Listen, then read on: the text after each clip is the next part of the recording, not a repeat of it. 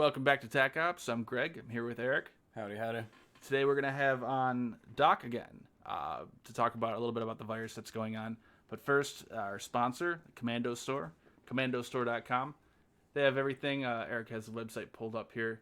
Whole bunch of stuff. You want to scroll down a little bit? Yeah. What do we got? Body wash, body soap, Yeah, this is all stuff to remove heavy metals. shampoo. Oh, okay. Right. So that's what they're D-lead. They have a lot of really interesting stuff on here. It's not just like military surplus, but they go into it, like go down a little bit more. Right. They even have a gas mask here. Yeah, police gas mask for sale, $54. Pretty good deal pretty for a good 3M, 3M mask. And then Different shirts. some shirts obviously, but then they have trauma kits. Look at this. So they got emergency trauma dressings, chest seal kits. I mean, It's an interesting website to Yeah, go through. it's Definitely fun. go over, check them out. Commandostore.com. Commando is spelled with a K. And you get 5% off your first order by using the coupon code TACOPS. Tech-ups. TACOPS. All lower space. I've said so many sponsors, I get them mixed up. I'm sorry. No. Taco PS. No space. TACOPS. There you go. All right, Doc. We have Doc. We had him on. It's almost been a year now, right? Yeah. He worked in intelligence for a while. Then after that, or was it during it? Actually, you became a doctor, and you've also had some experience. You were working in the medical field during SARS. You're obviously a medical doctor now. So I have to ask you: are we all going to die soon? How bad is this coronavirus? Well, it's less bad than the seasonal flu. If you want to jump straight into the numbers, the coronavirus has so far killed 259 people. That's the John Hopkins number. So far this season, the flu has killed between 8,000 and 20,000 Americans. So if you're terribly worried about the coronavirus, then you should be, what, 1,000 times more worried about influenza, which nobody worries about. Does that Right. make sense? Yeah, but how much would you chalk that up to just the fact that we're still relatively early on in this outbreak? You mean the number of deaths? Right. Do you think that Yeah, number is well, going to continue to go up at an increasing rate over the next month or two? Well, the number of deaths, but when you're dealing with virus epidemics and pandemics, what you should know about them, or how you should address them, is by case fatality rate, and that's kind of the mortality rate of the people who has been infected. And if you look at the case fatality rate as it's portrayed by the numbers that we have access to, it now hovers just below 2, so 2%. 2% of those with confirmed infections die, and that sounds substantial. Then, if that was everything I knew, I would be worried, because 2% of the world population, that's a lot of people. Now, Yeah. to put that into medical context, that's where you kind of relax as a doctor. You know that only those people who actually seek medical attention get diagnosed. So there might be, it's a country of 1 billion people, there might be 800 million people sitting at home with the sniffles, not going to the emergency room, not being diagnosed. The local CDC here estimates the case fatality rate of the current corona outbreak at 0.1%, which is exactly where the current seasonal flu is, at 0.17% in America. Hmm. So it doesn't seem to be, it seems to be a little bit worse than a common cold, which, by the way, the coronavirus is, but not as bad or equally bad as the seasonal flu. Worst case scenario, a really hard flu. That's where it seems to be as of now. Yeah, there's If definitely a that lot of wasn't, cases. Probably not everyone who shows symptoms is going to show up at the hospital, right? And then also right. there's some questions about whether or not China is being forthcoming about the actual number of cases as well. Yeah, I've seen that people suspect them of lying about their numbers, but there's been a couple of studies actually already published on this coronavirus from China, and they hold a high quality. So, um, well, they seem reasonable. They are coherent with what we know from the SARS outbreak at the beginning of the 2000s.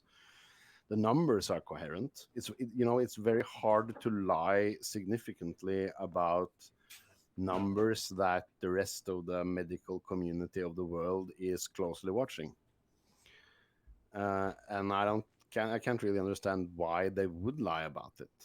I mean, what is there to gain? If it's horrible, then everybody will know eventually, anyways.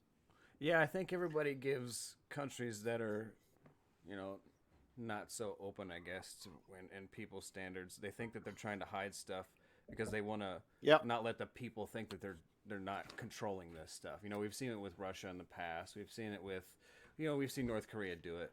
I think people are just kind of defaulting this. And that was one of the things I want to ask you is yeah. like, how directly involved is the World Health Organization?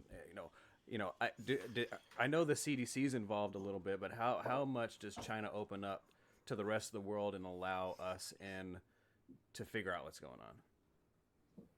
Well, it seems to me that I'm basing this of I'm not working at the WHO, so I couldn't tell you that, but I'm looking at those two studies that's already been published. One is called Clinical Features of Patient Infected with the 2019 Novel Coronavirus in Wuhan, China, published sometime in January. And the other one is called Transmission Dynamics of the 2019 Novel Coronavirus. And I've read a couple of studies over the years, and these are good ones. These are high quality of the effectiveness of the Chinese government in dealing with the coronavirus outbreak of 2020. So you can kind of taste the politics in it. But as for the actual reports, the actual results, I have seen no reason to doubt them. Okay. I think I would see it if they were there. That's speculation, of course, but they say, oh, we can't trust China. Well, mm, why? Of course, you can't trust the Chinese government. They have an agenda like everybody else. But I would like to hear a little bit more about why I shouldn't trust them. So far, everything they've said is in perfect. How to say? It lines up with what we know about these types of viruses and how they behave. So no, I would say they're open medically. They're not holding back much.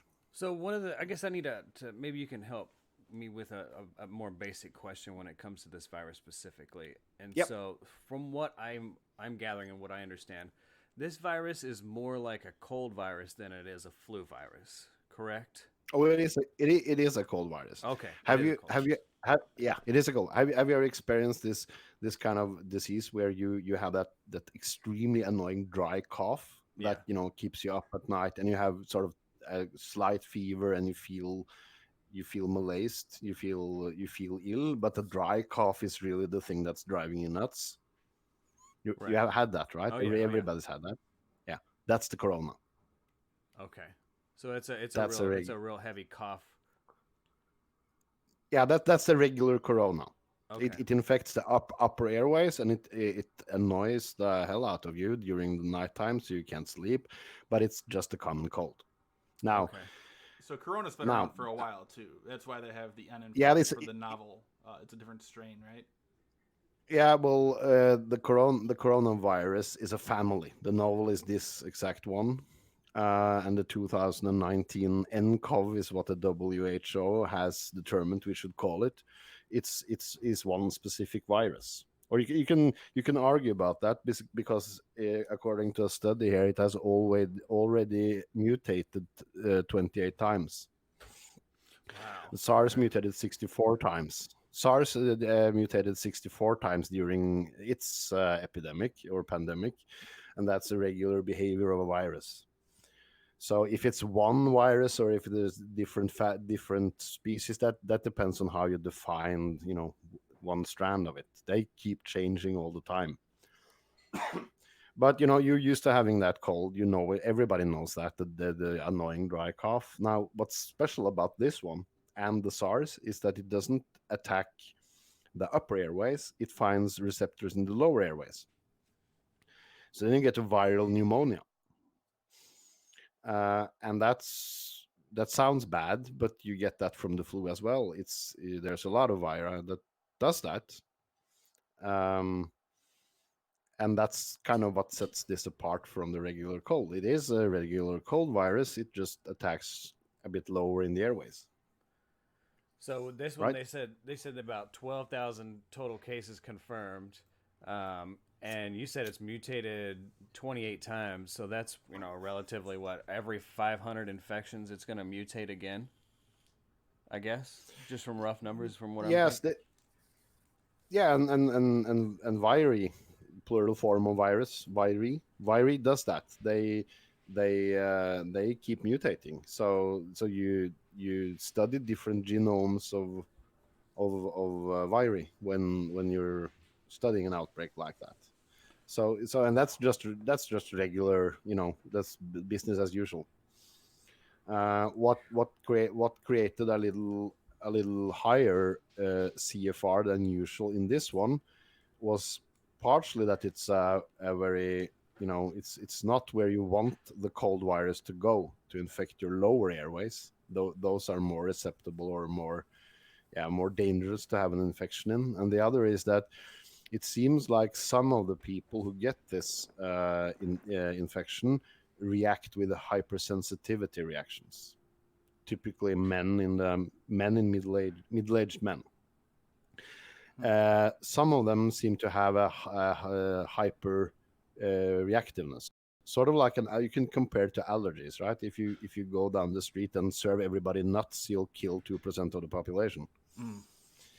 And it's the same thing here. Some portion of the population react hyper inflammatory or hyper reactive to this virus, and they constitute about 70% of the fatal cases, according to the article called "Clinical Features of Patients Infected with 2019 Novel Coronavirus." Because they actually examined the numbers. They've been able to work out the numbers and publish them already. Yeah, and it seems like so most of the deaths all seem to be in the same spot. You got 249 deaths in Hubei out of 259, right? So it really seems to be concentrated in this really, really close spot. Why do you think that is? Oh, I don't think that is. That's actually been identified. It's because you had super spread events in that area. For instance, patient zero to die worked at the meat market there, and he spent 7 days serving meat while coughing and sneezing. Oh man. Before jeez. yeah.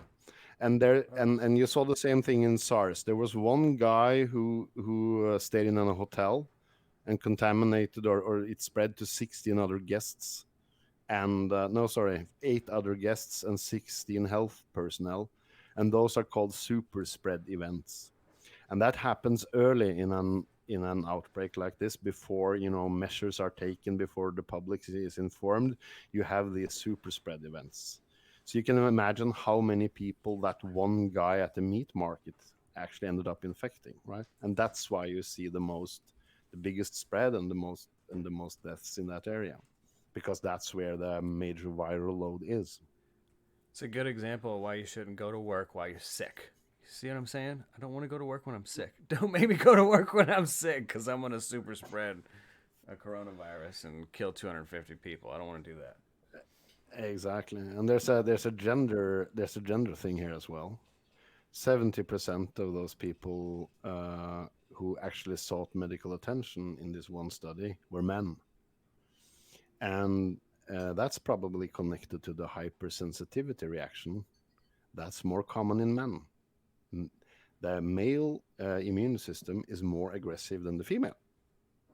And you know this. You call it man flu. Man flu. So now you have an argument. Now you can call up Bill Burr and say, I know why. Oh, there you go. I didn't know Men that. get sicker. Men get sicker. And So, that's an actual physiological response. It's not just a mental thing. No, that's what you're seeing here in the studies of who died or who got seriously ill and who died. I can give you the numbers. I have them here. Most of the infected patients were men, 73%. Less than half had underlying diseases. So the females died when they had underlying diseases, and the men died because they were hyperreactive. So that's connected to the man flu phenomenon that we all know, right? Was there like a common, so for women, was there a common underlying, symptom that they had, or underlying trait that they had that caused this, or was it just kind of random? No, what they write is that that's all of the underlying diseases. They haven't sorted them by gender in this study, but 33% had diabetes, 15% had hypertension, and 15% had cardiovascular disease. Median age was 49 years. That's those that were admitted to hospital. The findings by January 2nd, because they started on December 1st, 2019. Right. So, yeah. So how Those does are this, actual numbers. how does this compare to the last SARS outbreak? Because when you look at it in the media, I feel like it's a little bit more played up than SARS was. SARS wasn't as big of a deal, I don't think, compared to what we're seeing now. And actually, Doc, real quick for reference, I don't know if I sent you a chart on Discord if you want to pull it up for reference. Did you see that? Then I have to open Discord. I might break up. sorry. I might break up a little, but let me do that. Hold on. Discord is man. important. Do you want me to go and pull it up? Yeah, go ahead and pull it over for them on on here as well. Right. Let's see. Total confirmed cases. Right. So this is showing total confirmed cases on the y-axis, and then the x-axis is days since the initial report. That Right. chart looks a little scary, doesn't it? It's literally off the charts. It does. And it really It shot does. up quick. And that's the super spread events. Meat market. Yeah. Right. It depends on the number of super spread events that you actually have, right? SARS death rate initially. Important to understand here is what's called the R factor, the reproduction factor of a virus. Mm-hmm. The original reproduction factor of a virus, and that just means the reproduction factor is like this. If I am able to infect 2 people before I'm hospitalized, then R is 2. Right? Okay. So the number is just how many people can one patient infect before being hospitalized or dead or whatever. And the R factor determines the number of cases, right? And at the start of an epidemic, the R factor is always several times higher than it will be when it decreases. When measures are in place. Yeah. Nobody's working in a meat market now in Wuhan while sneezing on the meat. Right. They've Hopefully not, eliminated that problem. Yeah, they've eliminated that problem. And the question becomes, how far down can you get the R factor? If you can get it below 1, then the virus will die out. If it's constantly above 1, then that means it's continuing to spread. So the how do you say, the R0, the R0, the first R factor is always extremely high. Right. And then it drops. And how far down does it drop? That's what you really want to know. And the R factor of SARS was around 1.7, with one study saying 2.6. That's an outlier study, I think. But so let's go with the 1.7 number. That means every patient with SARS infected 1.7 other patients in generally. And now the R factor of the coronavirus is reported at around 2.9. But that's a fluid number. All right, it will come down because the R factor is dependent on on how society responds just as much as what kind of virus this is. So as measures are taken, the reproduction factor comes down. Right? So in the past, what is the most effective way to bring that number down? Well, what China has done is probably the reason that if you look at that web page from John Hopkins, you see the spread starting to show to be so-called sigmoid, right?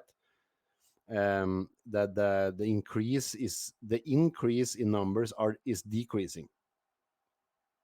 If you see what I'm saying. So what they're doing is working, and one of the things that these studies report is bringing down the time from onset of symptom to isolation from 6.7 days to 0.7 days, meaning Okay. hours, right? Okay. And that is an extremely effective way to bring down the R. You just tell people that, if you have these and these symptoms, you need to, contact medical personnel, and then they don't spend a week, driving buses or serving meat. They actually get isolated. And that's one of the ways to bring down the R. The other is to, you can close nightclubs. You can close without, impacting the economy too much, because that's the balance here. You can close nightclubs. You can close, unnecessary closeness, places where people meet, and that will bring down the R. You can tell people to take precautions, wash your hands, don't French kiss everybody you meet on the street, don't hug people, right? Stop hugging, and then the R drops. Make war, not love. Yeah. Well, people hug a lot. It's a hug epidemic in the West now. Everybody's hugging everybody. Stop doing that right now. Wait for this to pass. You heard it from Doc. Stop hugging each other. Yeah. So Don't touch your face. Stop touching yourself. Stop touching your face. Don't touch doorknobs and then your face when you leave the toilet in any basic stuff like that will bring down the R factor. Oh god, I'm so bad about touching my beard. Oh, I yeah. do it all the time. Have you seen the movie Contagion? I have not. You have Nope. not? Doc, have have you not. seen it? I haven't. Oh, it's a good movie. No, I It'll scare you. Oh, you have? But I've seen the movie Outbreak with Robin. What's his name? Yeah, Outbreak was the Oh. big one that I remember. I have not seen that. Dustin man. Hoffman. But in Put a virus scare in. It put a virus scare in everyone for the next 8 Right. decades or something. yeah, the Contagion was pretty similar. It's interesting the parallels to this because it was the same situation. It started in China. People flying on a plane. This person and that Yeah. person suddenly just exploded and became a huge thing. One of the CDC workers who was going around trying to do research on it and figure out how to mitigate it. They actually talked about the R naught number and all that stuff. Is that with Kate Winslet? I'm not sure. Where is it going with that? The R Oh, number? she was mentioning a statistic in there that the average person touches their face was 2,000 times a day. I was literally just touching my face as you said that. Yeah. I didn't realize it. Have you ever heard that statistic, Yeah. Doc? It seems When you- ridiculous. She said like 3 to 4 times every waking minute, Oh man. like just unconsciously. Yep. You just All the touch your time. face. Yeah. You do that. And then when you lie, you touch your face. Yeah. Oh. Ask your girlfriend, Unless where you're a were you poker last player. night? And watch her touch her face. There you go. Oh, that's So touching face is a very human thing to do, and that's one thing to stop doing if you're worried about a virus. It's a good thing to stop doing we're in the middle of a flu epidemic as well now. It's just not getting any press. Right. So it's a good thing to do if you don't want the flu. Yeah, definitely. I have the CDC numbers for the current flu just to compare to the coronavirus, Okay. right? It's estimated by the American CDC that between 15 million and 21 million Americans has had the flu so far this season. So far It's this year. resulted Whew. so far third. this season. Oh, So far this season. Oh, okay. I was one In- of them. Yeah, I in- got real sick after I got back from Buffalo. Yeah. Yeah. And influenza is always in seasons because they start in the fall and they end in the spring. Because viri spreads better in the cold. They don't like the heat. Thus the winter is the spread season for virus. Ah. And that, so you note them by season, and we are in the 2009-2020 season. So from October 1st, 2019 to January 18, 2020, according to the CDC, 15 to 21 million Americans has had the flu. It led to 140,000 to 250,000 hospitalizations. That's a lot. And it resulted in upwards towards 10 million medical visits and between 8,000 and 20,000 deaths. Wow. Jeez. Now, yeah, and our in-house genius, Rouge God, with a short shout out there, he actually said, I believe the rhinovirus is more deadly. And we did a quick literature search and actually found an article by a Journal of Molecular Medicine, I think, that said that the rhinovirus is even deadlier than the flu. And the rhinovirus is the sniffles. That's when your nose is running. Right. So, I mean, viruses do kill. They kill every season. The question is, it's a matter of how many. So this is something we as humans live with, right? Every season. Worst season that the CDC has published was the season 2014 to 2015. 30 million Americans got ill and 51,000 died from the flu. Jeez. Virus, yeah. And it had a case fatality rate of 0.17 in 2014-2015. So, I mean, you see what I'm saying? Yeah, definitely. Yeah. So if you look at the Johns, oh, sorry, go ahead. If you wanted someone. No. Okay, No. I was gonna bring up the chart here. We're still looking at the Johns Hopkins page, and it seems like it would make sense logically that this is kind of the life of a virus or the life of the outbreak, where it's gonna start out slow. You're looking at the chart on the bottom, right? The cases are gonna slowly pick up, and then it's gonna start going up faster, and then it's gonna start to plateau. So it's gonna be kind of this curved, hyperbolic type chart. So do you think we're reaching? Called Oh, go ahead. Go on. Sorry, go on. So you think we're actually reaching toward the end of it? Because it looks like it's starting to level out a little bit now. If the countermeasures are effective, then that's exactly what you would see. You would see a sigmoid curve.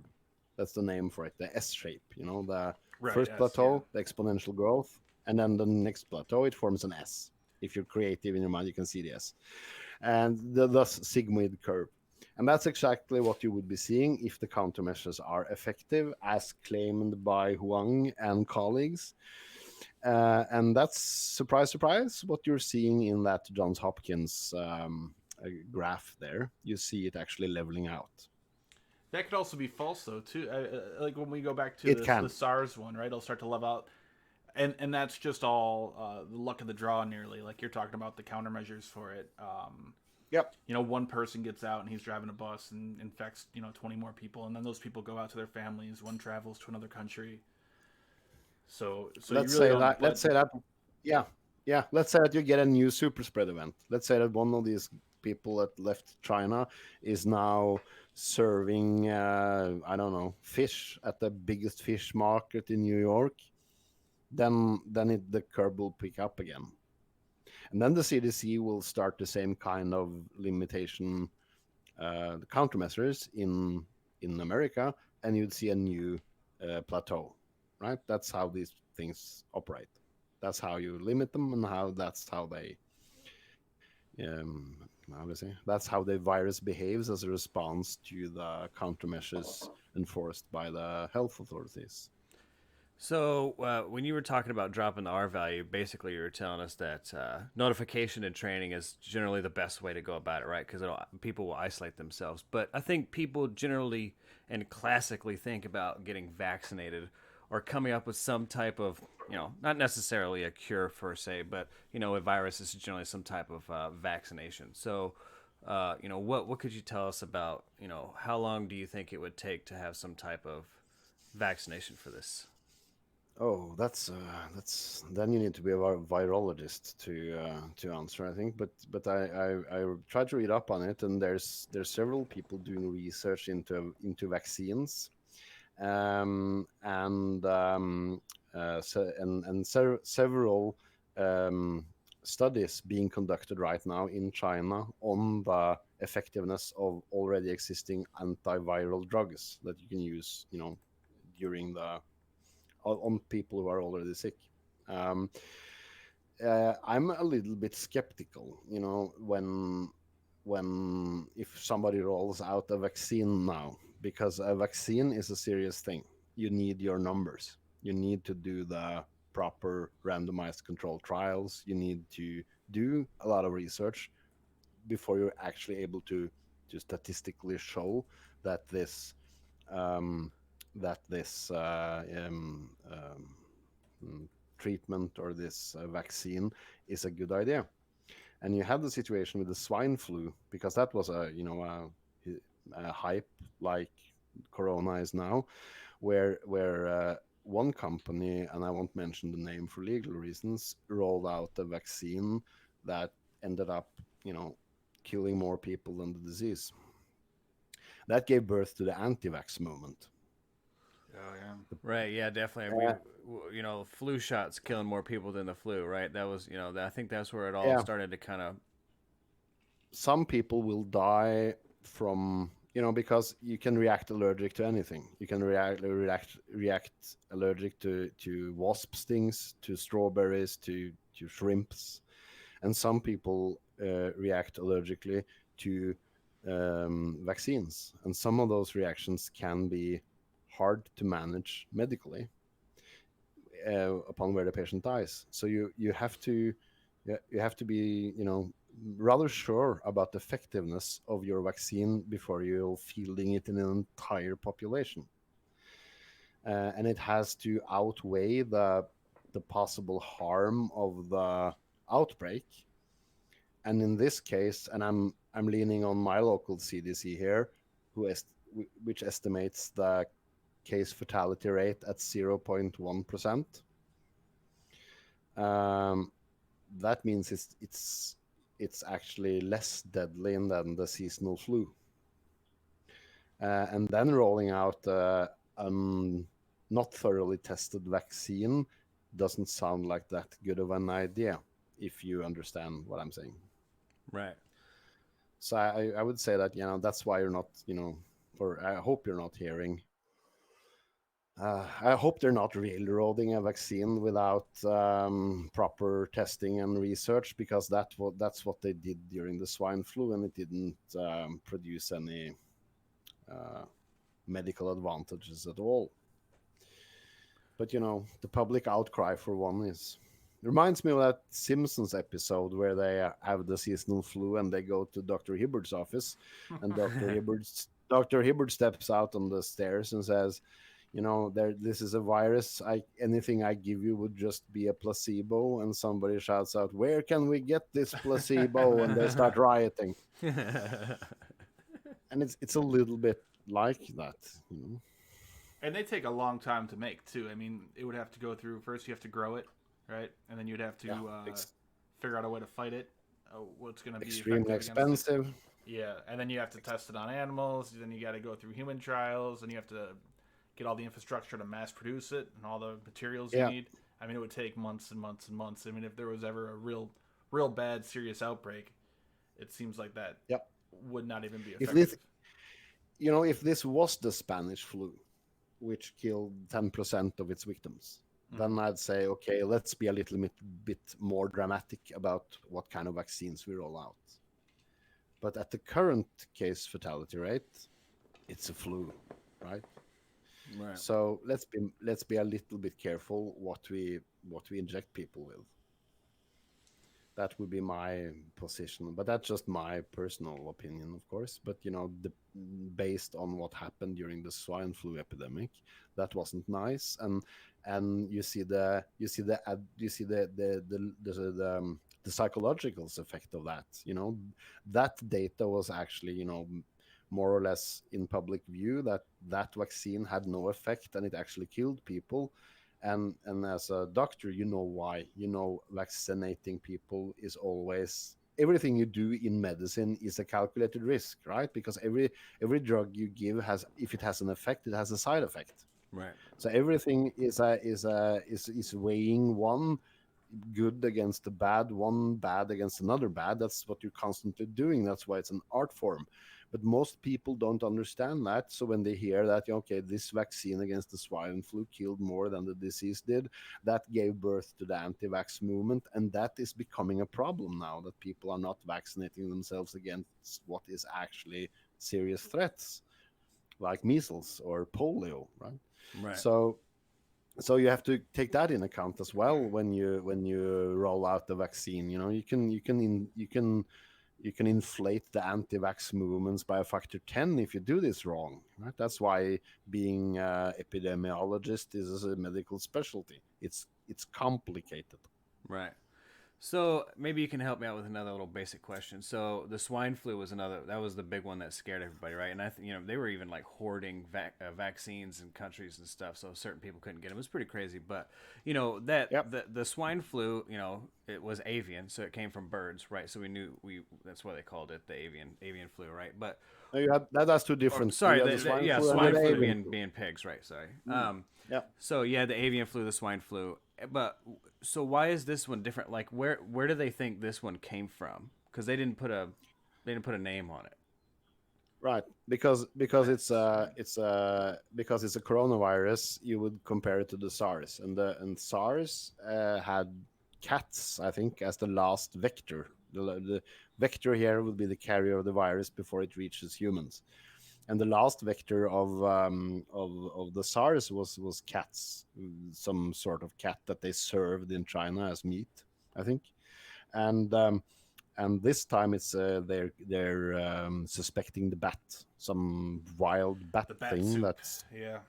yeah, the bat soup. I've never I my knowledge on domestic China is not top notch, so I couldn't tell you, but it sounds like they eat everything over there, and including bats, so they're suspecting bats at this point. Okay, I'm looking up. But bats. yeah, You don't want to look stay up away bat from soup. bats. No, no, Not really. no. Okay. It's not a. I mean, I feel. I'll just. So I guess you can call it the bat corona, Batman, bat. I don't know. The flus are named after animals to gain clicks, so that the media can gain clicks on their web pages. They call it swine flu and avian flu and dog flu and ape flu. It sounds better, right? The problem with coronavirus is they don't have those kinds of names. They have names like SARS. That doesn't sound very scary. And this one is just called, what did they agree to call it? The 2019 NCOV, I think. Right. That's a yeah. good name. I like that name. It says Right. everything. Yeah. It's a novel coronavirus, and its outbreak started on the 1st of December 2019. So 2019 NCOV is a good name. So a lot of these do come though from animals, right? When you talk about the swine flu, or you talk about this with Yeah. bats, it's just because they have different makeup. Obviously, I don't know enough about this stuff, but they have different things in their body that just don't interact well with humans, and they can cause viruses like this to occur. Well, the problem, if you're speaking about influenza viruses, for instance, the problem there is that the pig, for instance, can be infected by both birds and human influenza viruses. So it becomes a petri dish, and these viruses communicate. They kind of talk to each other about they exchange genes or at least RNA or DNA material. So they exchange information to some at some level, and new by some say by coincidence, but at least they recombine. So if you have a pig, right, and it's infected by the human flu, but it's also infected by an avian flu, you get all sorts of new combinations of flu in that pig.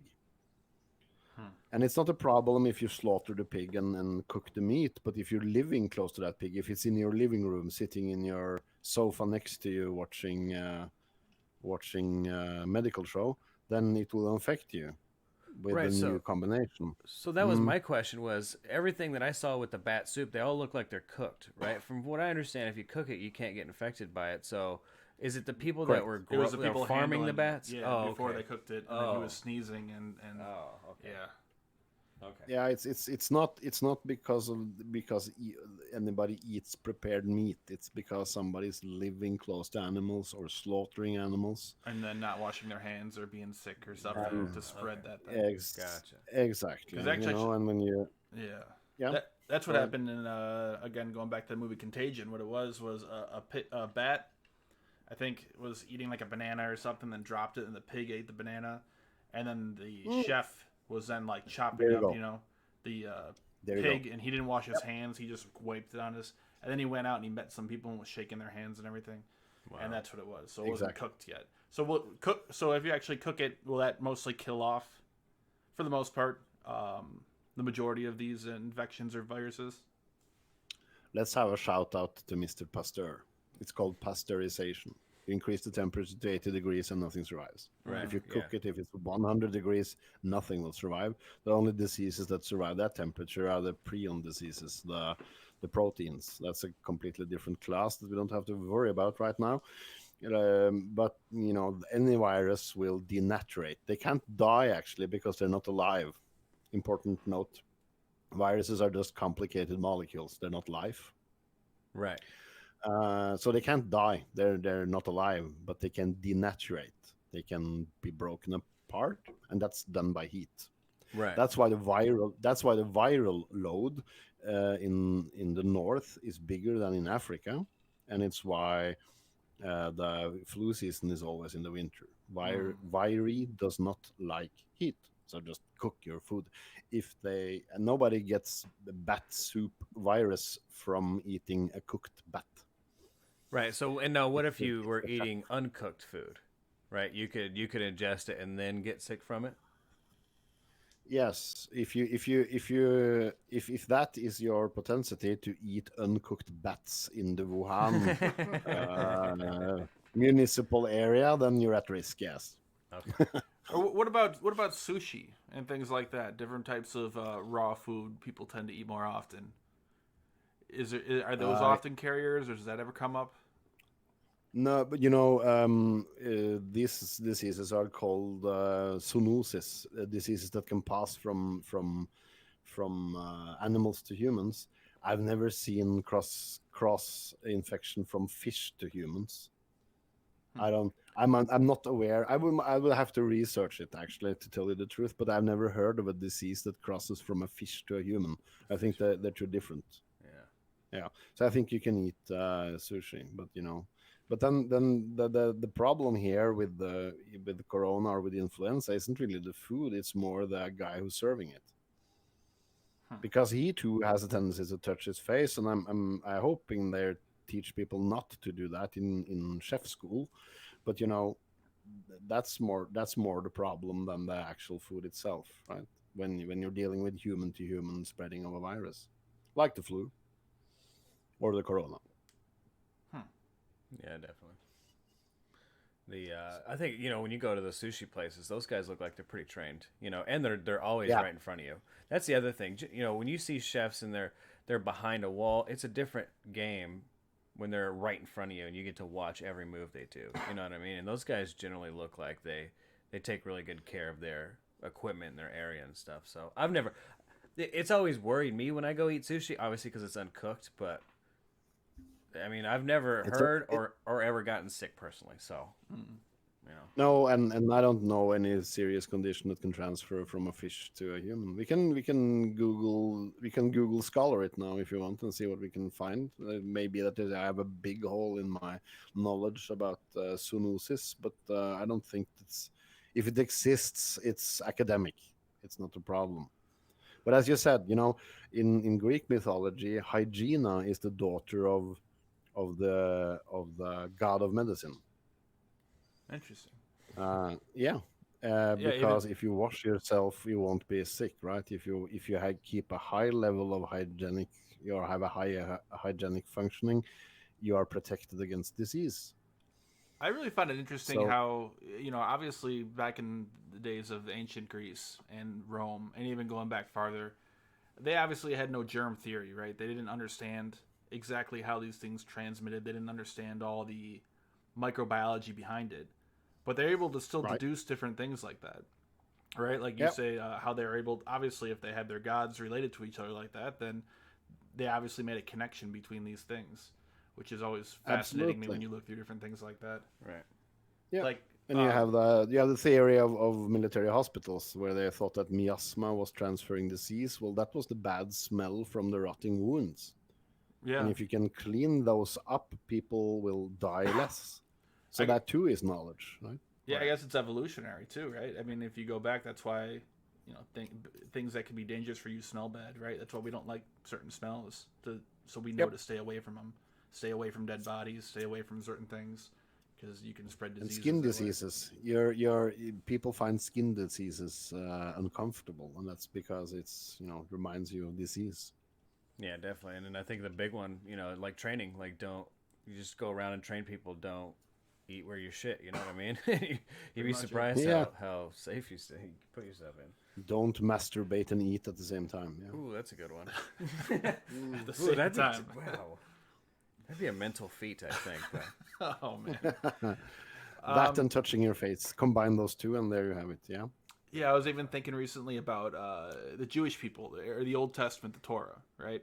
How their God told them not to eat certain types of food, or they had certain Mm. standards. Women weren't allowed to be in the house on their menstrual period, different things like that. And they said not to eat unclean animals like pork and things like that. And Yep. you can actually go back and kind of identify what some of the stuff. I mean, it was for hygiene in some places, right? Like a lot of pork and Yeah, different things and can carry different diseases and spread. right, So there are good reasons behind it, even though they didn't really necessarily understand the reason behind it. right. no shellfish, for instance. Shellfish becomes dangerous in the heat very, very quickly. So no shellfish in the Middle East. That's a good rule, actually. So you mentioned So this. yeah, You mentioned this virus has mutated 28 times, right?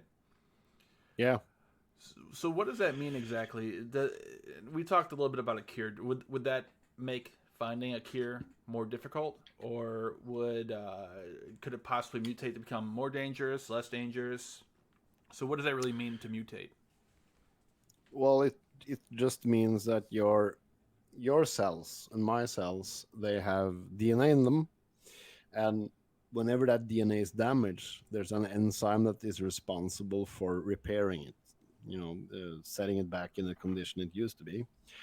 Viri does not have that enzyme, so of course the mutation rate becomes higher, and they also have rather short generations. One virus doesn't live that long and produces a lot of offspring, so they have the potential to mutate.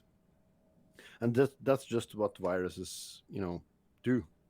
And of course that can you don't that can produce a more harmful virus. But if you're a virus, you want to be a genital wart, because if you're a genital wart, you don't produce any serious symptoms in your host, and if your host is a skank, then you get to infect 25 other people and you stay with them for life.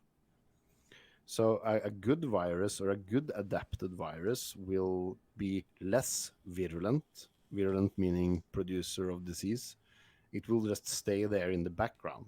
And there are a lot of those viruses that produce no symptoms whatsoever. They just hitch a ride through the evolutionary scene that is the planet, right? Right. So yeah. So a virus will want to be as contagious as possible, but also as harmless as possible, just to hitch the ride. Yeah. That's sort of the logic of it. Have you ever played Plague Inc? Oh yeah. Oh man, it's an awesome game if you want to learn because you have to learn that balance, right? Because you Yeah. could burn that Yeah. virus will just burn itself out. It'll literally just kill everybody, and it can't spread anymore, right? Because there's just nobody there to spread to, right? That was the kind of the thing about zombies was you can't just wipe the whole world out. Like it just doesn't work that way because then it'll just kill itself off, right? So it has to have that balance, like a genital wart, right? Where it's always there. It's like herpes. It's like all this stuff that just kind of hides there. Doesn't really do much, but it's enough, right? And so it finds that sweet balance. And so that's why I always found interesting about like some crazy virus breaking out because it could just literally burn itself out in the village. It could just kill the whole village and nobody knows why. And by the time they show up, it's not contagious anymore and it's gone, right? Yeah. Or everyone sees all the dead bodies and they don't get anywhere close to it. Right. Keep their distance. And in epidemiology, that's the D factor. The D factor directly impacts the R, the reproduction factor, and the D factor is the time in which the virus is allowed to spread. Right. So a virus that spreads a lot, it will have a long duration of exposure to everybody else. So you want as a virus, if you want to spread, like which is your task in Plague Inc., I guess, you want a D factor that is substantial, meaning you want this person to walk around with not that many symptoms for as long as possible. Right. And then you want to be a virus with a low virulence. You don't want to produce that much disease, because then he goes to the ER and he can't infect anybody anymore, right? And that's how it works. Actually, it's a neat thing. Yeah, definitely. And just to give you guys a little disclaimer, if you guys are in our chat room, Largezo, who's been a longtime follower of us, he said, can't learn anything from that game, by the way, just entertainment. But like I said, it's fun to learn that balance. You know what I mean? Because it's not you can play with more than just viruses on there. You can play with like bacteria and stuff. And I have it, so we may end up just playing it on the YouTube channel. We'll do like a little game. It's a good game to play now, anyways.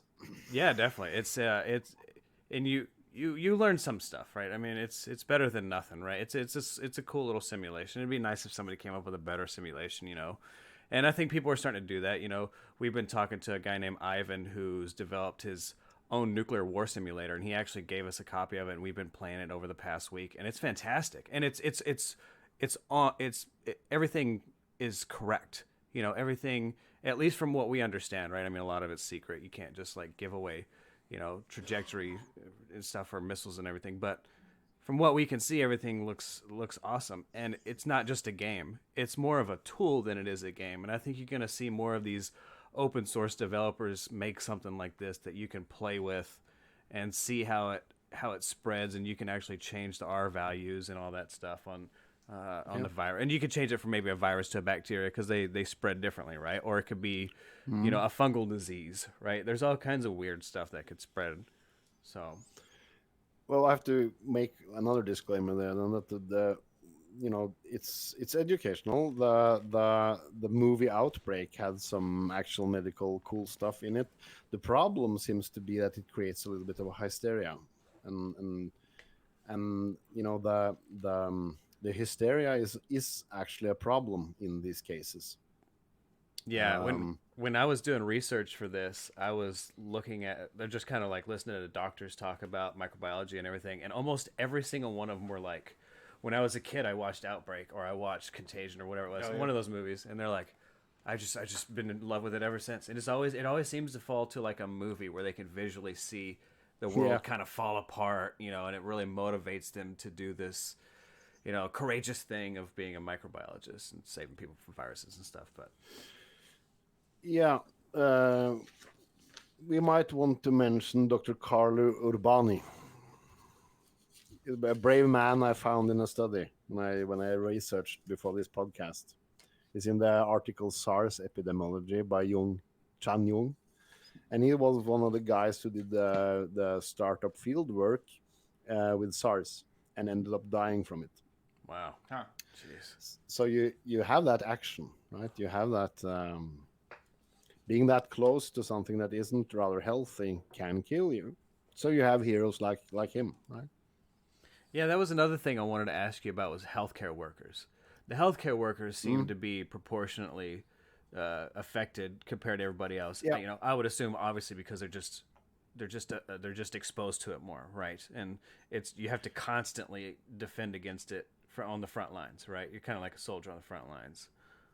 Yeah, the problem there, as described from SARS, and we're going off SARS here because that is a coronavirus too.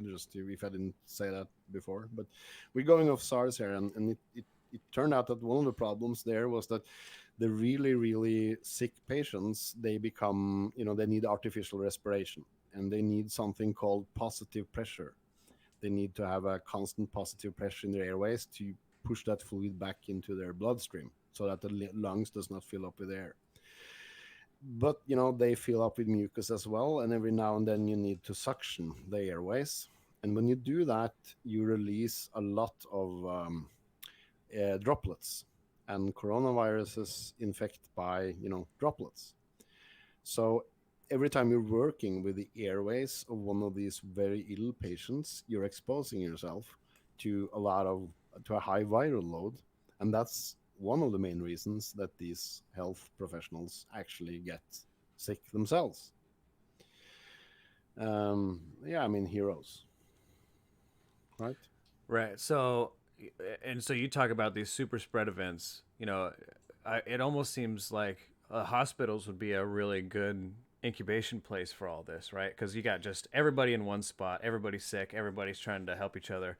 And when you look at the videos and the pictures of the hospitals, the local hospitals, I mean, they're packed. I mean, it was just wall to wall. You couldn't even get through that place. Like, everybody was just so close and so exposed to each other. It seemed like even the hospital itself is just a giant super spreader, right? And that's why the panic is dangerous.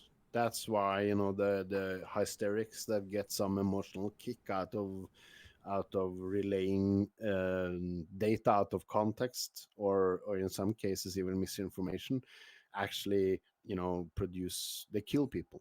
They produce more deaths. One, because of that. One place you don't want to be in Wuhan is at a hospital if you're healthy, right? So that's one thing. When everybody gravitates towards hospitals, you have the hospitals are turned into super spread events, and you have to come up with countermeasures locally at the hospitals. The other thing is when everything's diverted to working with coronavirus, people who have other serious conditions might lose out, because you have a limited amount of resources. Like the PCR labs that's actually doing the diagnostic work on the coronavirus, that on that Johns Hopkins page on the upper left, the 12,036 confirmed cases, that is due to lab workers working around the clock trying to confirm diagnosis in a lot of patients. And there's a lot of tests that turn out negative, right? So they have an extreme load of workload now, and that draws resources from other other patient groups. And the more people who get panicked and descend on these hospitals, the more resources will be drawn into investigating cases of believed coronavirus. So the panic actually kills. It kills directly and indirectly, right? And that's one of the things that's when you're a doctor. I talked to a lot of colleagues before this podcast. I wanted to hear their opinion on this, to correct if I was too anti-hysteric, and everybody said the same thing. It was like, oh my God, can you please communicate that this is nothing to worry about, because they know what will happen, right, if panic spreads. Yeah. And so that's another part of it, is the psychological part. So what about there's been videos coming out of Wuhan there. Now obviously they're taking some pretty extreme measures to try to contain this thing, like shutting down that city pretty much for anyone to be able to get out. And naturally, I mean, can you imagine living there? You don't want to be stuck in there, right? You don't want to be stuck if you're healthy, you don't want to be stuck in a city with sick people and not able to leave. It almost seemed like a death sentence to you, whether it is or not. Obviously, that's going to be building up in your mind. Yeah, Well, it's an 11 million people city, and there are 12,000 confirmed cases, out of which 10,000 are there or something. So it's not a big problem actually within Wuhan. But it seems like it, right? It looks like it's serious. So, what would be the best solution, do you think, for people who are in that city or in an area that has had a lockdown on? If I was How can you in protect Wuhan yourself? right now, Right. if I was in Wuhan right now, I'd think of it as a perfect opportunity to see Wuhan empty. I'd just go for a walk.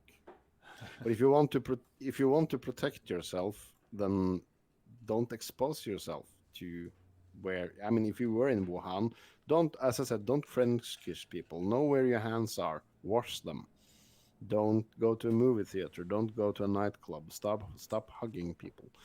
Right? Those are the general how do you say, advices to reduce the risk of catching this thing. Yeah, so we pulled up an image of one of the sites where they're building or I think they're already done. Like it was a hospital for this outbreak. Oh, are those all bulldozers? Those is all backhoes. I don't think they're bulldozers, but they look like backhoes. Or not, yeah, backhoes. And I mean, I don't know. I would guess. I thought they were guitars 40. at first. Yeah. But yeah, they're working hard. They're building hospitals. It says Chinese city building 1,000-bed hospital in 6 days for coronavirus patients. That's incredible. Hospital in Man, 6 days. Crazy.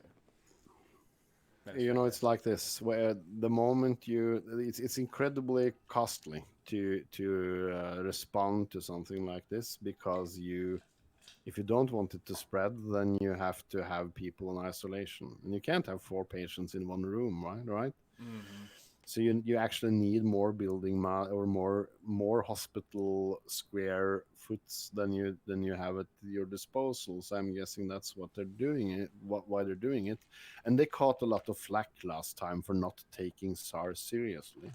So it seems they're trying to show the world that we are a developed country. We're doing this the right way and succeeding. Yeah, definitely. And I mean, we're already starting to see that plateau, so it feels like they're getting it under control. And so when we see something like this, we always see this giant build up, and then nobody cares anymore, and then it just kind of veers off, right? So will this virus still continue to spread kind of at the same rate and just kind of stay under the radar? Nobody cares anymore because it doesn't keep blowing up, or will they just kind of wipe it out? Like how does something like this work after people stop caring about it? Right. First of all, everybody who's listening to this that are, disagreeing with this, saying, "Oh, this guy doesn't know what he's talking about. We're in for an outbreak situation, and we need to, etc., etc." I promise to feel really stupid if this turns out to be the Black Plague. I'll feel like a complete idiot, and I expect all those people out there spreading hysteria to feel really stupid if this goes away, right? Right. Yeah, Because you they never know, contributed to the panic. Right. You never know. You can't estimate the future. You make educated, predictions, but that's the best you can do. You never know. You could have a superseder leak out, and everything you said, unfortunately, that's just the nature of the beast. Yeah. But let's compare it to SARS. SARS died out. It was successfully contaminated and it didn't spread. And I would say that's probable, or it could spread. And if it does spread, it's the worst case scenario is that it will be a really strong flu. So I have a video of them actually building this hospital. I'm going to play it real quick. I'm sorry if it just starts blasting a bunch of music at you guys. There we go. So I just wanted to zoom it out. So sorry, go ahead. I can bring it over. Zoom it out. Sorry for the ads. Watching an ad for Yeah, Under Armour. my Under Armour ad. There you go, guys. Sorry about that, Doc. Welcome to. Can you just pull up a video here of the hospital being built real quickly? Yeah. So I'm gonna. I see the image. We'll try to skip through this ad. Maybe I could just zoom it out and not play it. Screw you guys. You don't pay us. Hide. Time to hide. No. They're still there. There we go. There we go. So you guys can. Oh god. It won't let me zoom in. Oh well.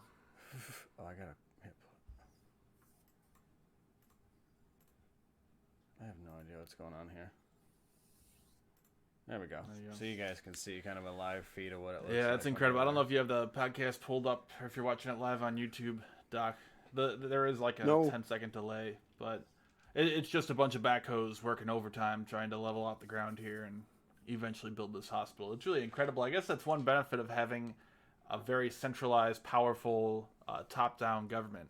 Yeah. You can just, Yeah. I mean, call every asset into action instantly. Unlike maybe in a more of a free market or a capitalist society, you can't do that. Yeah. And it's interesting point because that actually impacts the R factor. You know, you get a lower R factor if you have a authoritarian regime that does the right thing. You know, if you get a panic in Los Angeles, the R factor might increase again. Right, because generally people, in the United States, they're going to be like more free, and you're not going to tell me what to do. I'm going to the hospital. I can do whatever I want. But in China, they're like, Yeah. no, look, here's what you're going to do. You know what I mean? Like, here's what you're going to do. Exactly. And I mean, that's the most important thing you can say to people in this situation, whether they're panicked or not. If you're American, listen to the CDC. Right? They're extremely competent, and they are. These are people like the guys I mentioned. You know, these are people who are dedicated to fighting disease. They chose that profession because they want to do this. So there's absolutely no reason to doubt them unless you're the. I mean, if you want to be a conspiracy theorist, okay, then go ahead. But for the general public, listen to the CDC. Competent people. They're building a hospital in 6 days, but I don't know if I'd want to stay in that hospital. I bet the hospitals in a capitalist society are going to be a lot nicer. Oh, yeah. They'll actually put a they'll have foundation them quicker. down. It won't be on a dirt pad, you know. So you actually mentioned an interesting thing to me. You before we started that when you go around and you see all the paper masks people are wearing, that actually could be a bad thing. Not only ineffective, but actually work against you and can make it worse. Yeah, the problem with the untrained civilian is that if you put a mask on them, it will be itchy, it will be irritating, it will move out of its correct position, and you'll constantly be scratching your face and adjusting your mask, and thereby actually, contaminating your face with something you touched. So if you have that mask on and you're in an epidemic area, you touch a doorknob and you then scratch your face because it's itching, you actually have an increased risk of infection, meaning those masks that people, so I've seen some people claiming that we should get masks now. Well, that will actually increase the R factor. And now I'm quoting the CDC here. They went out and said that publicly. Forget the masks. It's worse than anything. Huh. And does that go for all types of masks or more paper masks? Or does it really come down to education and training on how to use these? It's kind of the things that you learn the hard way in medicine when you're a student. You go to the OR and you have sterile gloves and you have sterile masks to protect the patient, not yourself. And you itch your face and the surgeon bellows, "Stop touching yourself," right? Yeah. So you learn not to scratch your face, to just accept the itching, and that's part of the training for using the masks the correct way. Most people unconsciously touch their face all the time, and that's why it's a bad idea. And that mask will make you do that more, and that's a very good way to get the flu. Touch your face, touch your nose, touch your eye. So no masks, just common sense. No masks. Hygiene. That's the Hygiene thing and here. stuff. Yeah, that's the best one. Yeah, you've seen a lot. I mean, a lot of people are. It seems like a lot of Chinese and Asian people in general. You'll go to a casino or something or the airport. You always see they have paper masks on, regardless. Do you think that's even less effective too? Well, that protects everybody else. That's the thing. That's why there's a little bit of confusion here because So if they're the sick, actual yeah. yeah, the actual treatment protocol of the World Health Organization dictates that any patient with these symptoms with suspected coronavirus infection should wear a surgical mask. But that's to stop their droplets from, hitting anybody else. It's not to protect yourself. So if the entire population are wearing those masks, yes, then it's a good idea, right? Because then everybody's protecting everybody else. So it's a polite thing to do, but it doesn't protect you, and that's the misconception. Yeah, and so what about like disposal and stuff with that? So I imagine all those trash cans around that place. Every time you leave a train station, there's a trash can out there somewhere. It's probably full of those masks. Oh, And it just that trash can is just a hive of H1N That's whatever. why- Insert numbers Yeah. and letters. Yeah, that's why the trash cans at the hospital are typically yellow and marked biohazard. Right. So talking about masks, I think a lot of people use them, and a lot of people are like really interested in them. Especially when you look at the riots in Hong Kong and stuff. Everybody's got masks on, but they're dealing with like tear gas and stuff like that, right? It's a little bit different. But with the mask, it's all about how you use them, really, right? Because if you walk into an environment that's let's say radioactive, right? Let's say it's some kind of fallout, or it's some kind of, let's say, spill or whatever, meltdown, whatever, insert radiation, right? And so you go into that area and you breathe in radioactive particles, and they get stuck in the filter, right? And this was something we were talking about before the podcast, how they'll get stuck in the filter, and now you've got two giant hot spots on your face that are constantly pegging you with radiation, right? So it's really more about, okay, so you only have a limited amount of time to use that mask. If you're going to use it correctly, use it for 5 minutes, go back, get rid of the mask, put a new one on if you have to, whatever your job is, right? You obviously don't want to breathe in radioactive material. That'd be completely worse, right? Because now you've basically ingested it, and now right you have into your no lungs and everything. yeah, you have no protection, right? It's just straight organ damage at that point. So they do offer some type of protection, but you have to use them correctly. One of the things on submarines that we always talk about is you got to shave your face, right? And it's kind of an argument right now, because there's some countries that the guys don't shave their face. But if you don't shave your face, you won't get a seal on your mask. So when you try to put your mask on, if there's a fire inside the boat, the smoke goes nowhere, right? It goes right to you, and along with the heat too. So you want to have that mask on your face to keep the smoke from going into your lungs. But if you have a bad seal, like if you got a bunch of hair on the bottom of your chin, this smoke's going to go into your mask, and it's going to cause issues, right? So you really have to use the equipment correctly, even if you are going to use it. And that goes for the healthcare workers too.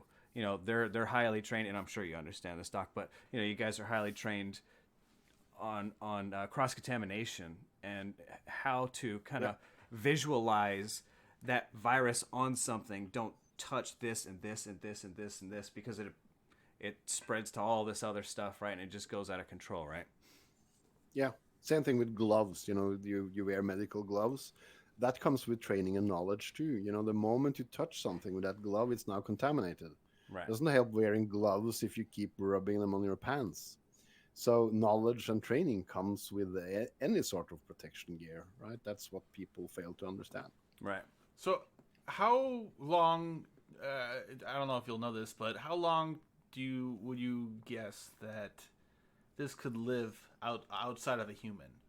So, for example, you're talking about gloves and all that stuff, and breathing on a trash can or this or that, and then that might make more sense. But what about like a package from China? So obviously, a lot of our stuff is made in China. So you order something, it comes from China. Is that something to be worried about? Or obviously, is there a line in between there somewhere? Yeah, good question. Let's examine the mechanisms of it. The coronavirus is an envelope virus, and that means that when it spreads, it produces its own membrane from the epithelial cells of your airways. And those membranes are like soap bubbles. It's as thin as a soap bubble. And as every kid knows, soap bubbles doesn't last very long, right?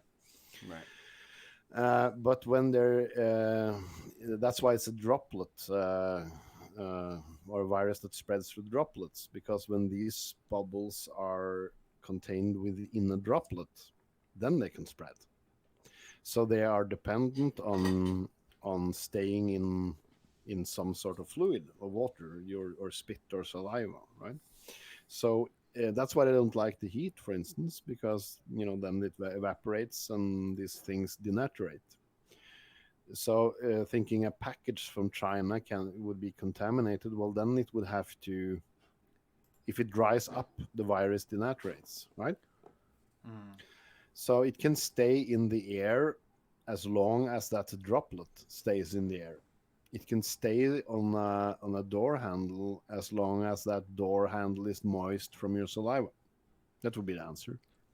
That depends on humidity of the air around it, and it depends on temperature. So it'll actually use and when you talk about airborne, it's probably just using smaller water droplets. So it uses the water as like a protective housing, I guess. And so it can either withstand less or exactly. more. Okay. Yeah. So that's why if And it's it airborne, it can withstand more, right? Because it can use a smaller water droplet to survive on. Yeah, it's a word that's being thrown around a lot. Airborne. Oh my God, it's gone airborne.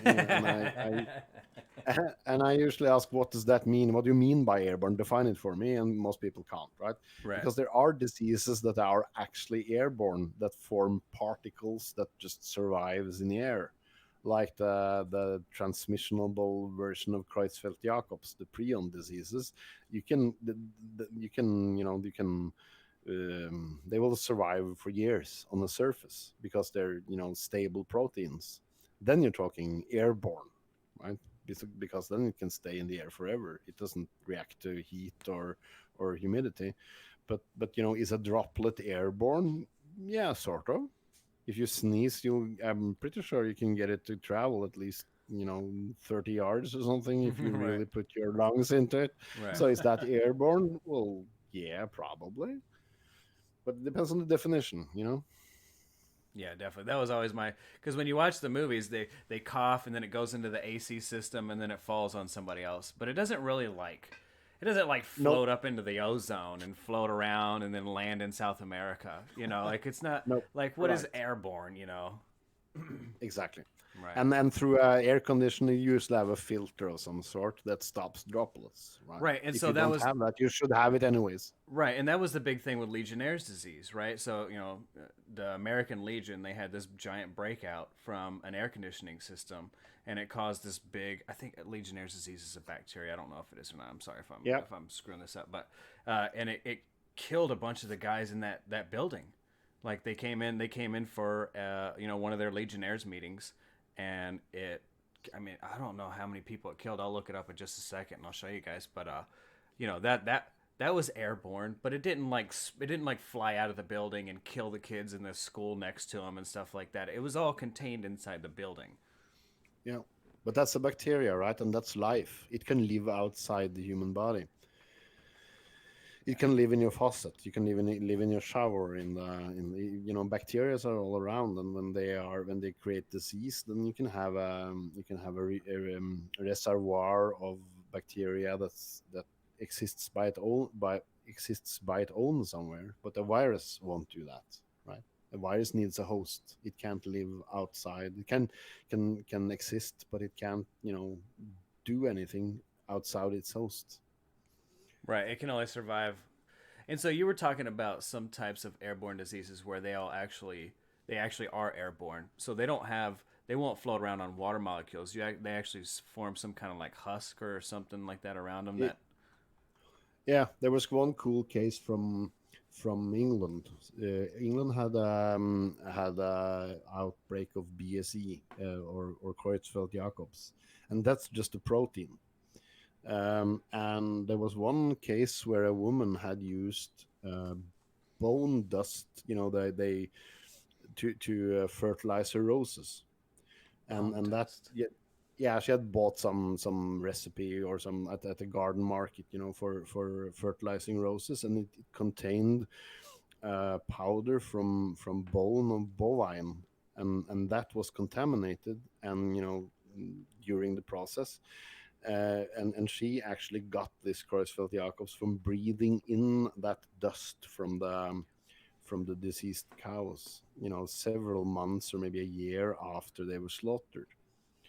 So that's a kind of a dust or a powder that retains its infectious quality for years. You can take it through all kinds of time and processes, and it survives, and it only denaturates at 136 degrees Celsius. So boiling it doesn't help.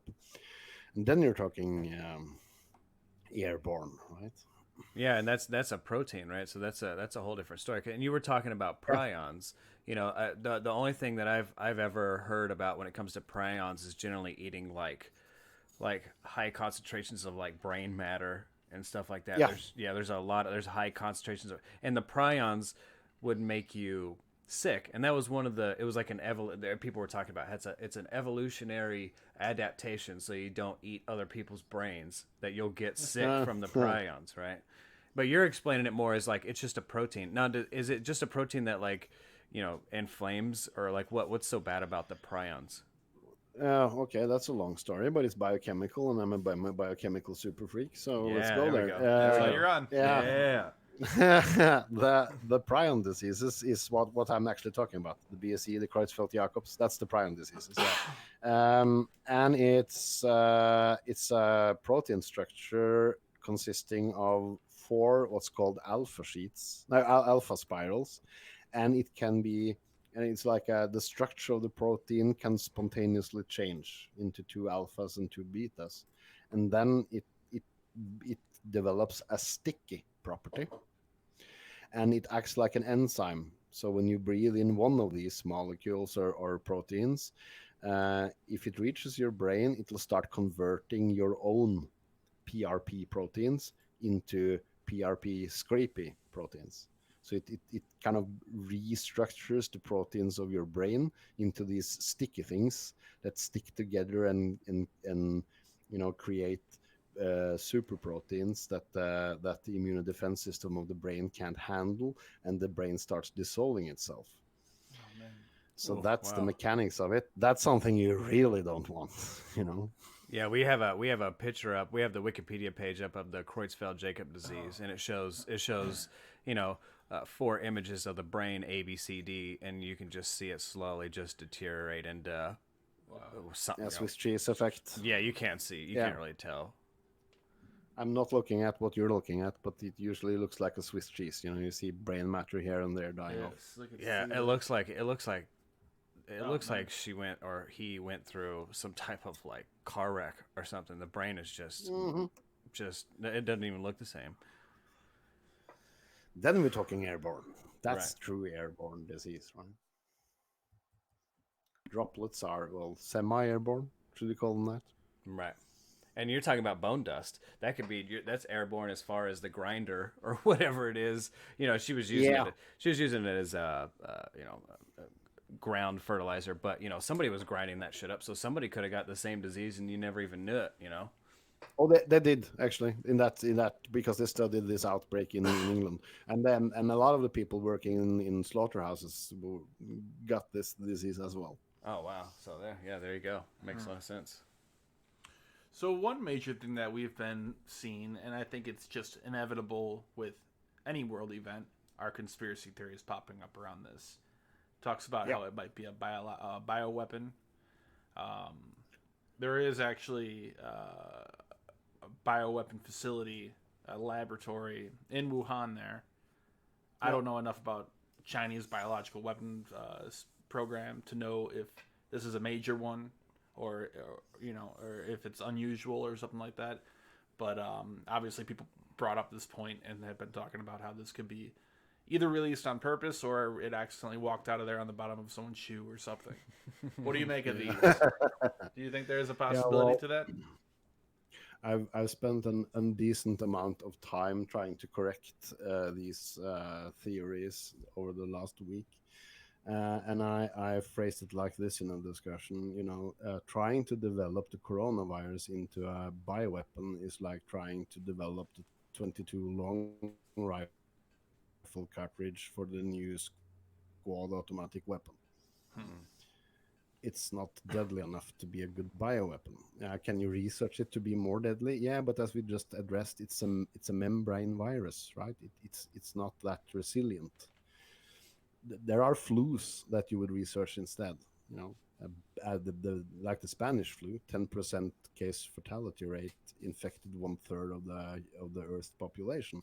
That's where I would go if I wanted to create a bioweapon. Of course, it's possible. It's possible, but it's.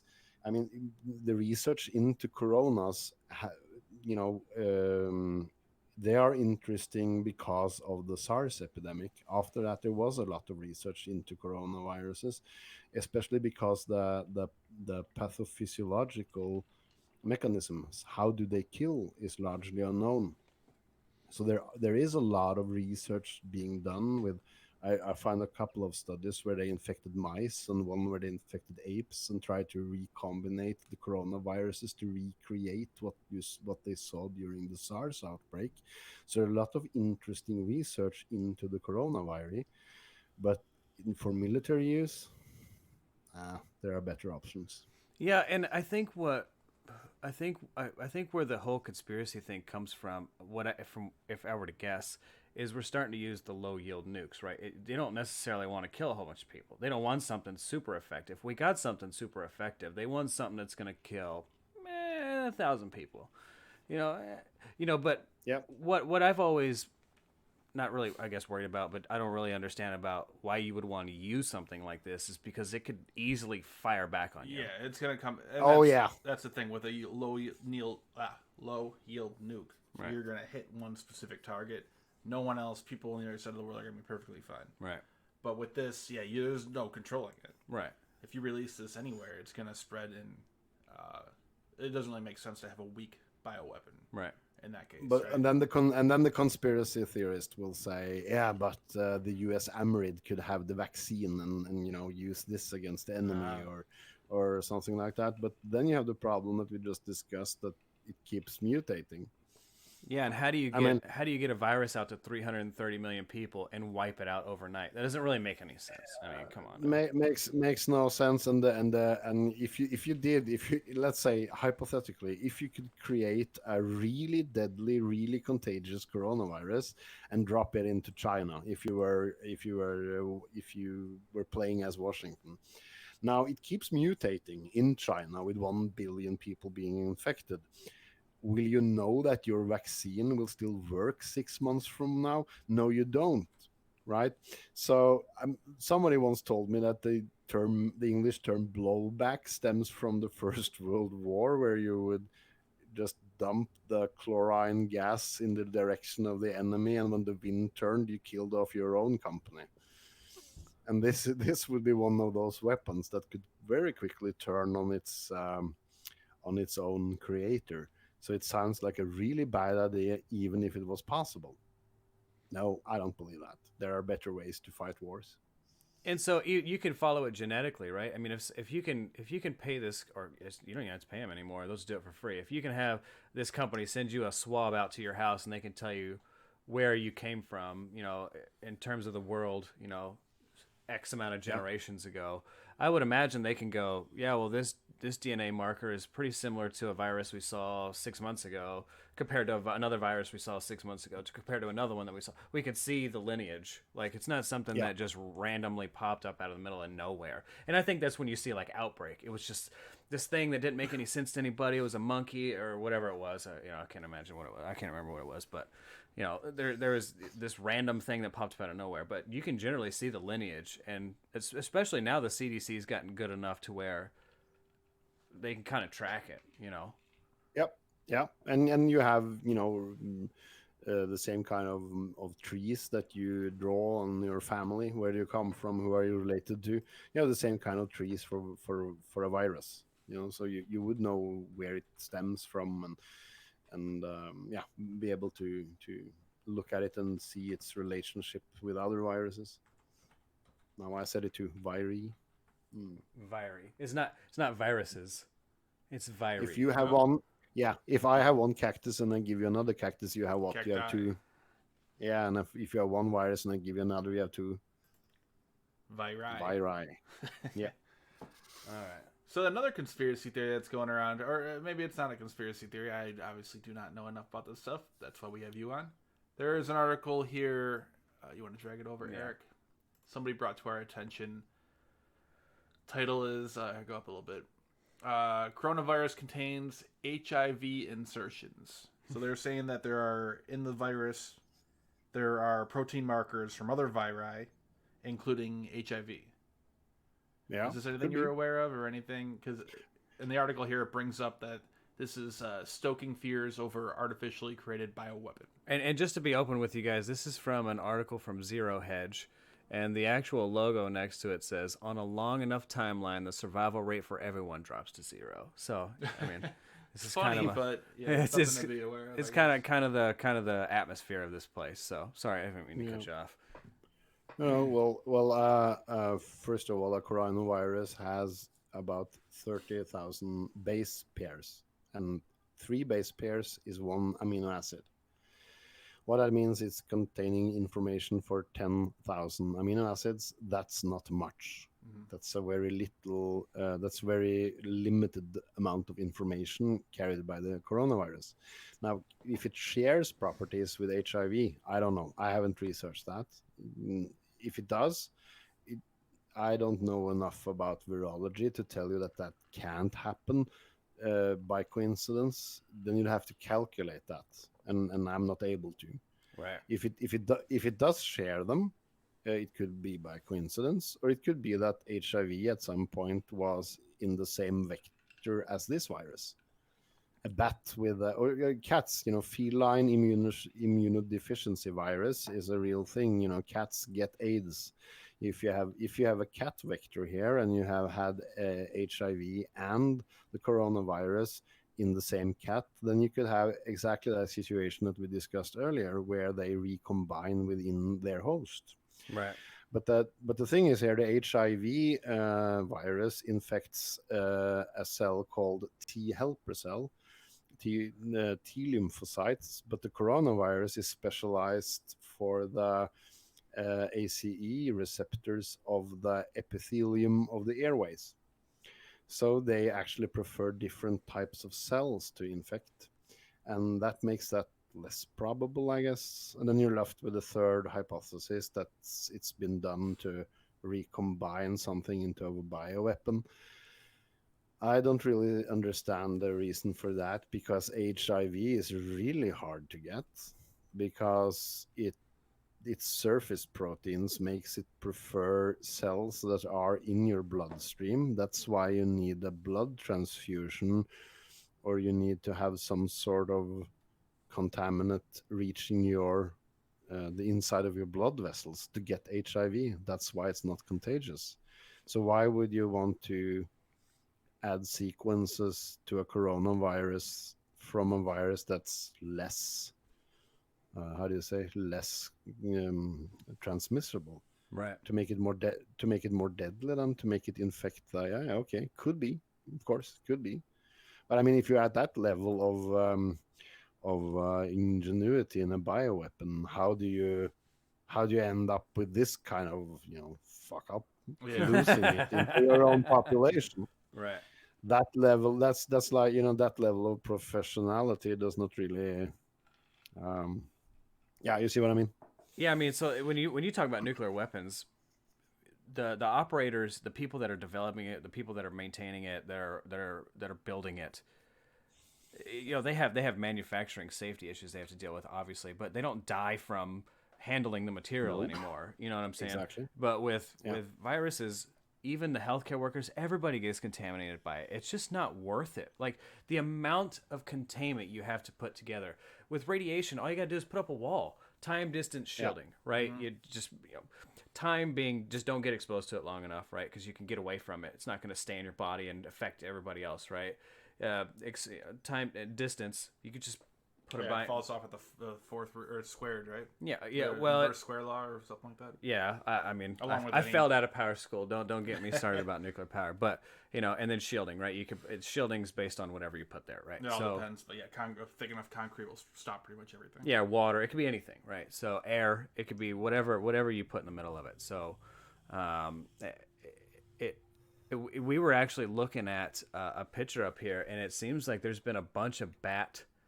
I don't know what this chart is, to be honest, but I'm seeing like It says the maximum likelihood genealogy show the evolution of the 2019 N coronavirus. yeah, the evolutionary history, but it looks like it kind of bounced off of a bunch of bat SARS, viruses. Coronova.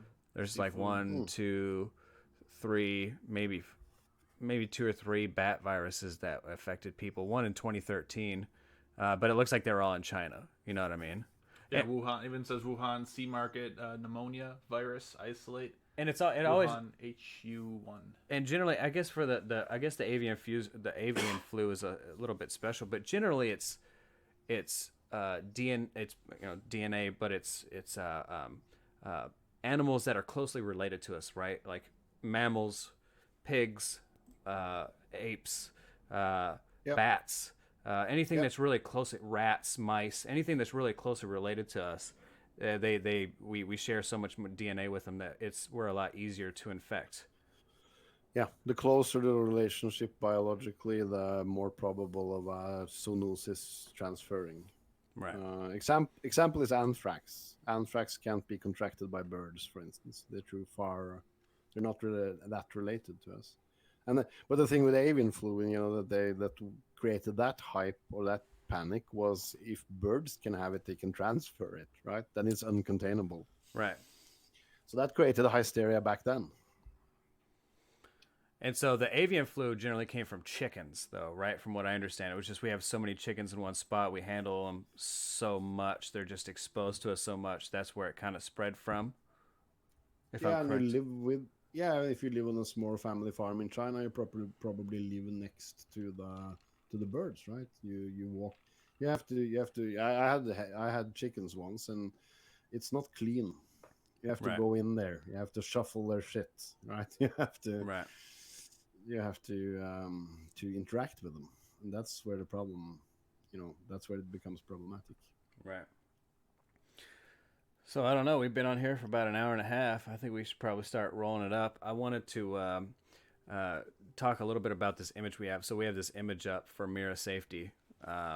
They are a sponsor of ours for this show, and we wanted to give them a shout out because they sell a lot of CBRN equipment, masks and stuff like that we talked about. And that was another reason we wanted to bring up the safety of the masks is that, you could spend all this money on these masks and it doesn't really make a difference if you don't know how to use them, right? So if you do buy some equipment like this, we want to make sure that you understand how to use it, read the manuals that come with it, read the stuff that's online with it.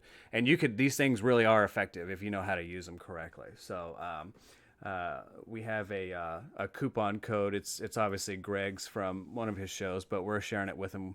And so if you guys put in Cabal 10 on the Mira Safety website, you'll get 10% off. And it helps us out.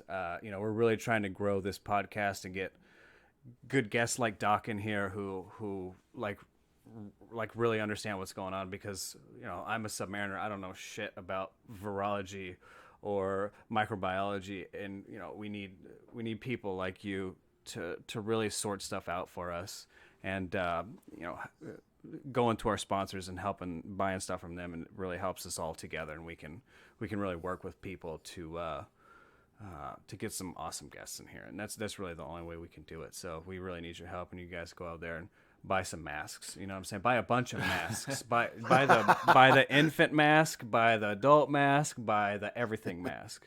But if you do buy masks, as Doc pointed out, make sure you know what you're doing. Don't itch your face. So be aware of it. Yeah, shave your beard. Most Stop touching likely, yourself.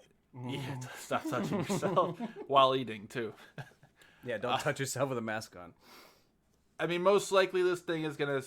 We're beginning to see the end of it, more than likely. But if you want to be careful, you want to be safe. It's better safe than sorry. I mean, Doc, you were telling us before that you actually own a whole hazmat suit, right? Yeah, but because it's fun to own. That's the only reason. Right. Right. Well, that's what a lot of the preppers are. I think a lot of it's hobby.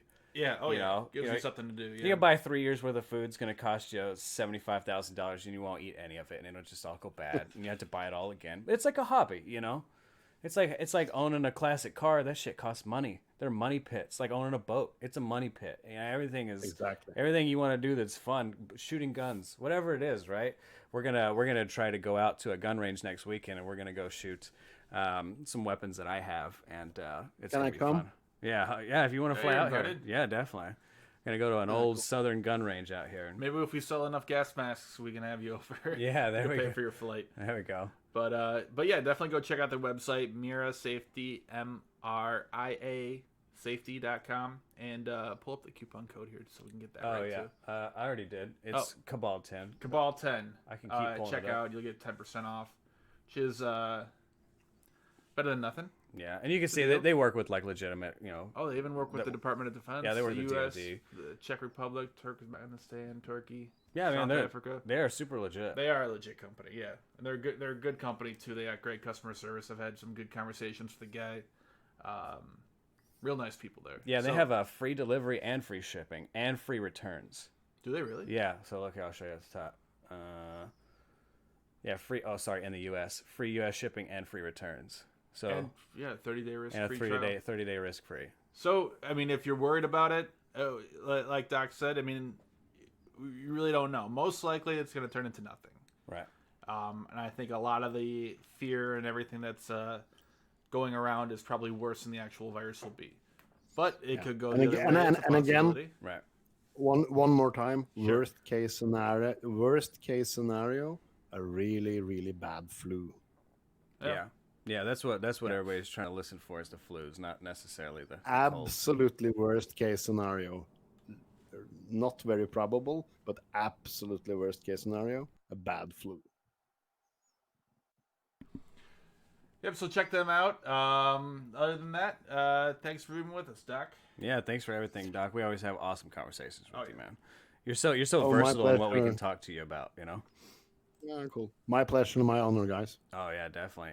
Do you have anything going on that you want to give a shout out to? You got any projects you're working on or anything you want to talk about before we go? Right now, I'm surrounded by Corona data, so that will have to wait for next time. There you go.